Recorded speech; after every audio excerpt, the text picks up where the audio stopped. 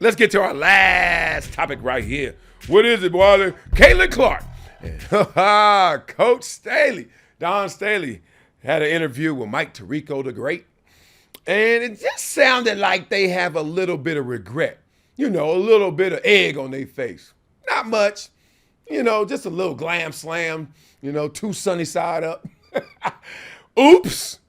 Y'all ain't let Caitlyn Clark in. And Caitlyn Clark been on a roll, on a terror in the WNBA. Probably going to win Rookie of the Year as well, but should have been on the Olympic team. We said it then. Sounds like they want to say it now. Take a listen.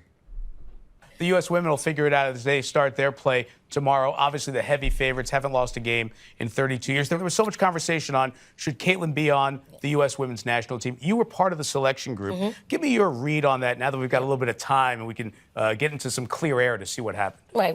As a committee member, you're charged with putting together best team of players, the best talent. Caitlyn is just a rookie in the WNBA. Wasn't playing bad, but wasn't playing like she's playing now. If we had to do it all over again, the way that she's playing, she would be in really high consideration of making the team because she is playing head and shoulders above a lot of people, shooting the ball extremely well. I mean, she is an elite passer. She's just got a great basketball IQ, and she's a little more seasoned in the pro game. In a couple of months. Yeah, in a couple of months than she was 2 months ago. It's great perspective to add. Let me sum up what she just said right there. Oops. Oh, my bad. Why did it take for Caitlyn Clark to have a bump in production? And it ain't like she gonna win MVP, but just a bump in production. Just enough to validate her being on the team. Why did it take that for them to now have that take about it? When we all knew, one, I don't care what she looked like now, she got star power. And she ain't going to look like this then because she's a rookie. And please stop saying, oh, we don't take rookies, because y'all take rookies. There's something, and it's a two-way street with Caitlyn Clark. I had this conversation this weekend. Caitlyn Clark came in with the rookie mindset of I'm going to learn what they do up there in WNBA. I'm going to become a great teammate. I'm going to learn what they do by learning the ropes. I'm going to take my lumps, right? And I'm going to tell you why she did it, because not all rookies do that. Not all rookies have that mentality, okay? I know many that don't, right? It's because I think she felt the resentment, the headwind, the jealousy, the envy of you already taking over as a rookie and you're going to actually try and take it? Let us just give it to you. You get it? You ever walk into a room, everybody knows you the one? And what you want them to know is you are one of? And they sitting there looking at you like, nah, you the one. Brings me back to Miami Heat. Year one, when the Heatles got together, LeBron, Dwayne Wade, Chris Bosh. Y'all remember year one? There's a legendary story about how LeBron James, because he knew he was the one, first year there, would not take it from Dwayne Wade, would not take the bull by the horns and say, this is my squad. Because I know I'm the one, but I want to be one of. And remember, they lost that year. They lost to the Mavs. And then legendary story comes out. Next year, LeBron's in that same mindset, just a little better. And one of the coaches go up to him. I think it's Tisdale, yeah. And say, hey, if you don't take this from Dwayne Wade, if you don't outplay, if you don't just beat a dude, if you ain't just LeBron, and then, wow, they won 2 straight back-to-backs. Point being, I've been in that position before too, where everybody's like, we're waiting on you, and then you want them to just feel at ease because you know that you're going to need them. This is us doing it. So I think Caitlyn Clark got caught up in that. But why the jealousy and the envy in the first place? Because the WNBA been, 27 years in the making, and now they're going to make it way better than ever. And she going to get all the credit? You got all levels of people resenting that. You got people like, dog, the old heads mad at her just because she a rook. You got sisters, black women mad because it's going to be a white woman. You got ballers, like big time ballers, like mad at her because all she could do is shoot. No, that ain't all she could do. But the point is, no one likes change, even if it's going to make you dollars. And people are mad at her, and she seems like such high character, was like, oh, I know how to play this.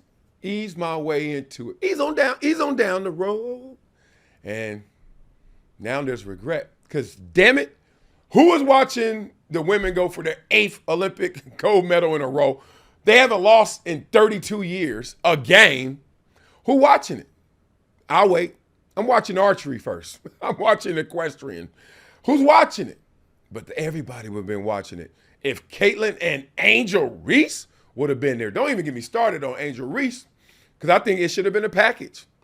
Obviously, Caitlyn Clark, if you're only taking one, but if you're going to do it, do it. It's just, you got to get with the times. Right now, attention is currency. I'm learning that all the times where I'm like, damn, dog, why are these youngsters walking around with film crews and everything is content? And I'm like, oh, because that's how they eat. You can eat like them, or you can sit there and act like an old head, like you fat and full. And you know what happens when you look fat and full? Some of these young kids, some of these new dudes gonna come by and slaughter your ass. So I see the regret. Dawn Staley didn't want to say it because obviously this is not the time, and it's never gonna be the place. It's never gonna be the place to say, oh yeah, we should have had her on there, because you're never gonna get that back. But there will be a time where they're gonna look back and be like, yeah, I think we could have won our 8th one in a row with her, you know? So we'll see how they play all of that out. But tell me what y'all think. Beat it up in the comments, man. Do y'all hear what I hear? Because all I'm hearing right now is oops. And I'm also hearing that thud. That, you hear that sound? You know that sound. Never lose sight of how far the fall is from your high horse. We all got a high horse. And sometimes we like to ride on that high horse. But never forget how far that fall is from that high horse. We're the WNBA. We've won 7 gold medals in a row. We don't need her. She ain't even that good yet. She just a rookie. Oops. They lost 11 sponsors, I think, day one about this. Who knows how many countless others. Point being, it would have been something different, a spectacle, if they had Caitlyn Clark. Beat it up in the comments and let me know what y'all think about it. And also tell me some stories about y'all being on your high horse.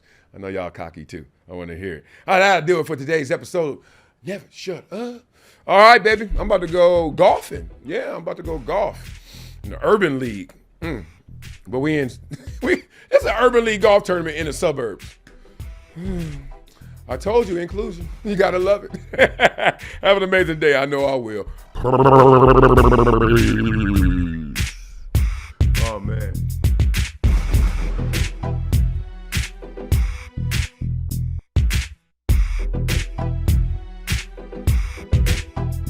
Days a lot faster.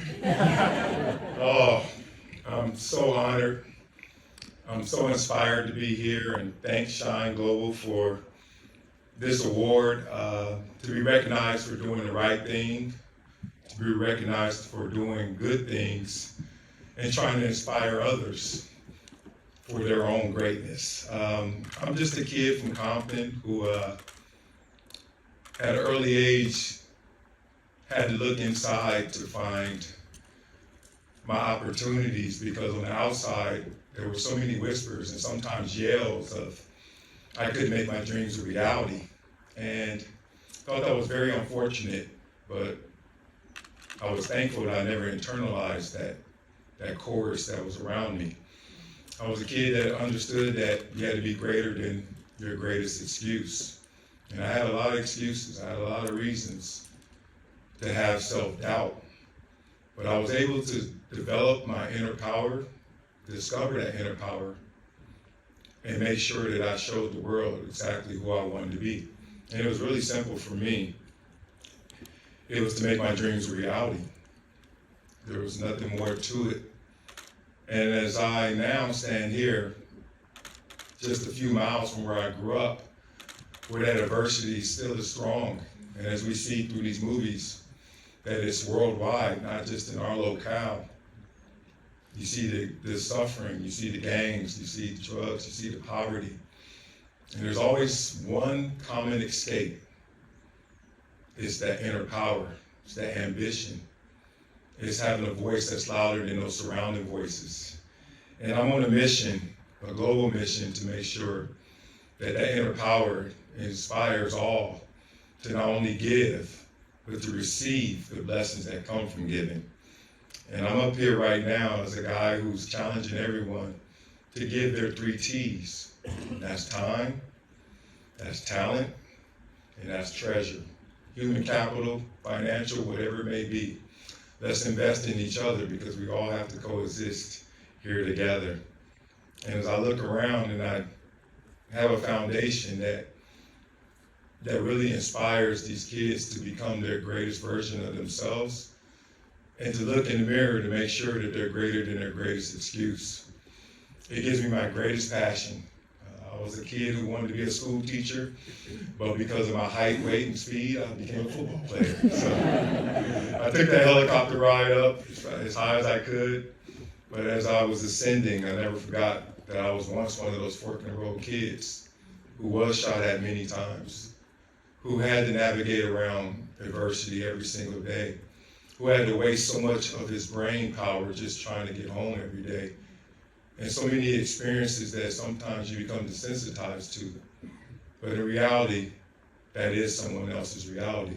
So I'm so thankful to stand in front of all of you guys as an example of the kids that we're trying to affect, the underserved, the underprivileged, those who are told that their hardships are greater than who they are. But hopefully we can inspire them all to look inward, because everything they want out there is already in here. Appreciate you guys.